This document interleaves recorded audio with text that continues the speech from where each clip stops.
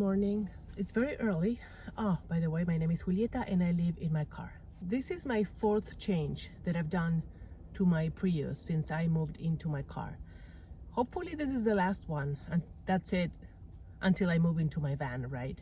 So today I'm gonna make a little bit of a tour of my car. There's not much to show. Again, it's a small car, so tours are usually very short. I have another project that I want to make. Is a little table for this area. I'm gonna talk about that later. I also wanted to talk a little bit about taking risks and going all in on whatever it is that you're trying to do. So I was thinking about what's the point of living in my car if I'm not going 100% in. I mean, the reason that I'm doing this is to change my life, right? And honestly, I don't feel like I'm doing it. I feel like something is holding me back. I starting to reread this book. I read it a few years ago and I remember I really liked it, and I remember feeling very motivated, so that's why I decided to read it, actually listening to it again, and I highly recommend it. If you want to feel a little bit more motivated and get out of your funk and, you know, work on your own self-sabotage and procrastination, this book can help. I do feel like people don't want you to take any risks, and I noticed that on my comments. Some people, obviously, and there's others that are very supportive, but you know, because we have a negative bias to listen what it is, you know, negative, because of, you know, the danger that it implies. Sometimes those comments stay with you. But I noticed not only in my comments, I noticed that on other people's comments, right? Other people who are trying to change their lives, and they don't want you to do anything risky, sometimes out of concern, but sometimes it's because they would love to be able to do that, and they're too accustomed to their own comfort. And I get it, because it's human, right? We are drawn to safety, but safety can also be kind of a trap, right? And it won't let you do things that are life-changing.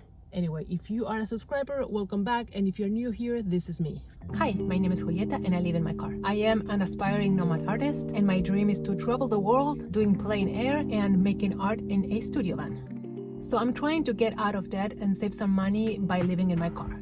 So if you are interested to see if I can make this dream happen, subscribe to my channel.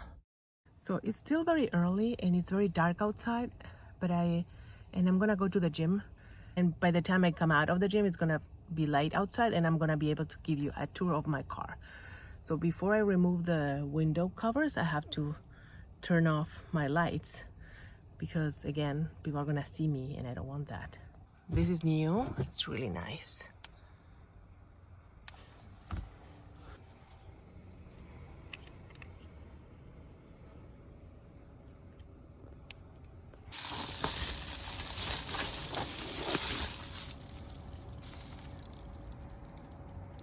Okay, I found this lovely shaded spot to start with the tour. But before that, I wanted to do a little bit of a self-promotion. This video is sponsored by me. I have a website where you can buy some merch. I have some mugs, tote bags, shirts, sweatshirts, a lot of stuff that you can choose from. And I also have an Etsy shop where I do commission work, and I also sell my art prints. And you can also buy me a coffee if you want to help my channel. So let's start with the tour. Okay, let's start with the front. It's basically the same. This is my new thermos that I use to hold the water for my mate. This is my pantry. This hasn't changed. Here I keep the kitchen stuff like Tupperwares, bags, etc. This is a catch-all for cables and connectors. This is another catch-all for miscellaneous stuff. This is my ICECO fridge that I mentioned many times before that I really like. Here I keep the Blue Eddy, and also here's where I move the trash. And the people of ICECO, they sent me this battery to try. I just got it, so I haven't used it yet, so it's gonna be nice to have a backup battery for the fridge. Again, this looks very much the same, except for the trash that I had it here. I had a hole here, and I decided that I wanted to have this surface available to put things when I'm cooking, since now I'm cooking from my big seat here in the back. In here, below the bed, I'm keeping my art stuff, some other miscellaneous things, just like before, but on the other side. And here's my bed.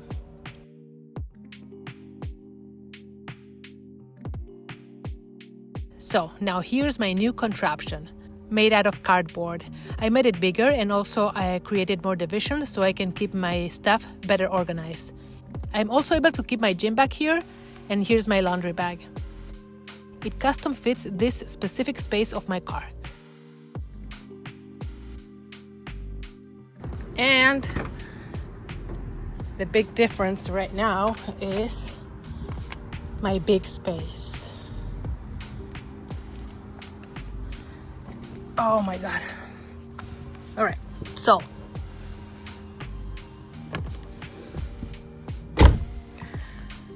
I really miss the organizer that was behind this one. It was really good. It was really comfortable, but I didn't have anywhere to put it. So I couldn't find anything that will fit here. So I ended up getting this.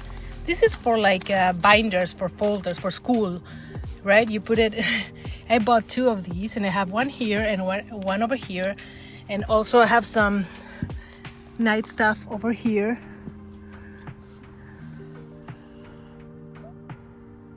And I have to put my phone here at night. That's my head is over there. I can also put my iPad because it's, you know.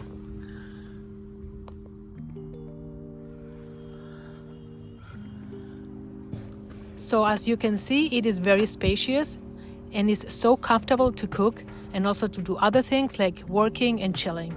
I usually put these 2 boards for when I'm cooking, and I keep my kitchen appliances right down here.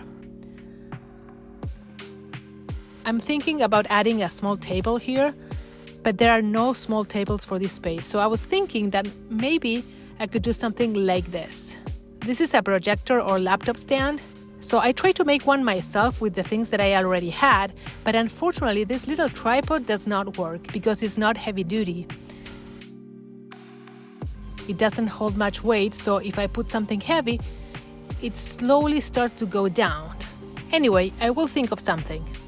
Back here I added some string lights. Winter is coming, so it's going to be darker sooner, and I wanted to make it a little bit more homey at night.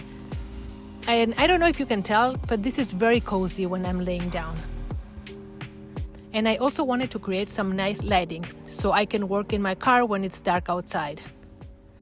All right, so I'm gonna make some food, and I have shredded chicken. I'm gonna make the same thing that I did the last time. I think it's gonna be like tacos made with the egg white wraps. As I was saying, I think that at one point, if you're unhappy and you have an itch that you want to scratch, the regret of not doing it will be bigger than trying and failing. I think it's about rising above the fear, which is not easy.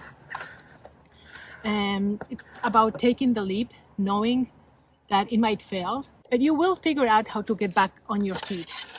So when it comes to other people, like when it comes to naysayers or people that, you know, are constantly reminding you of the catastrophe that might happen, it also comes from this feeling of that you're gonna left them behind if you succeed, which is not necessarily true, especially when it comes from family members. It's not gonna happen. You're not gonna leave your family behind or your friends behind. I got this ones. They have some flavor, roasted garlic and herbs, that you cannot tell the difference actually. So anyway, I'm gonna start cooking, and then I'm gonna go to the library for a couple of hours because I have some work to do. I have a lot of commissions, thankfully, and I'll see you at nighttime because I wanted to show you how it looks when it's dark. Sometimes we don't fail by accident. We fail on purpose. We delay, overthink, walk away just when things start working. We call it like bad luck or bad timing or not being ready. But what if self-sabotage isn't about weakness? It's about control. Because if we are the ones that ruin things, then at least we are in charge of the ending, of the whole situation. It's up to us. Because there is a familiar feeling of not succeeding. It feels comfy, going back to your routine, the doom scrolling, watching Netflix, doing the bare minimum, overeating. It feels safe. So success can feel a little bit wrong, because that means that your daily life is going to be looking very different. It's going to be a little bit uncomfortable and unfamiliar, and we don't like that. It is kind of scary. So that's when you pull back and tell yourself that this is not the right time. Or we just hide it behind the idea of perfectionism, which is basically procrastinating. Because as long as you're still preparing, then you don't risk being seen. So if we remove all of the excuses and really, really dive in, who and what are we going to blame if it doesn't work? Because true freedom leaves no one else to blame. In this book, The Big Leap, Gay Hendricks talks about this idea of the upper limit. It's this idea of that there is an upper ceiling of how much happiness we actually deserve. So when things start going well, we start to panic and we start self-sabotaging and find a way to bring ourselves back down. It's kind of like a self-protection that it's just doesn't serve us anymore. You just have to believe that you're allowed to have it. And when you do, eliminate every single excuse from your life. Every distraction and every story that you tell yourself to give you an out, remove it. So when you look in the mirror, there's nothing left to blame, just you and the life that you said you wanted. It's time to go to bed. Thank you so much for watching, and I hope I see you in the next one. Bye.